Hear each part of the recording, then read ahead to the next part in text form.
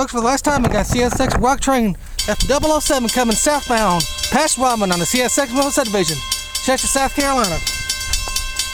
And they are heading to Landrum for the day to tie up.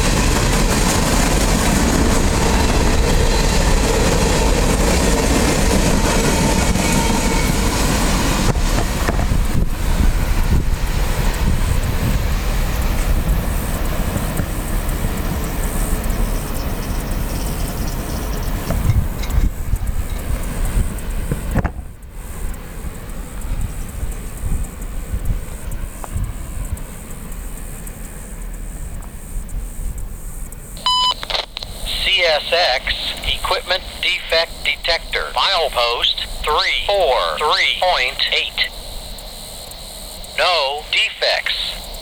No defects. Total axle 228. End of transmission. And for the last time, that was CSX horizontal rock train F007 heading southbound past Rodmon on the CSX Monroe Subdivision in Chester, South Carolina.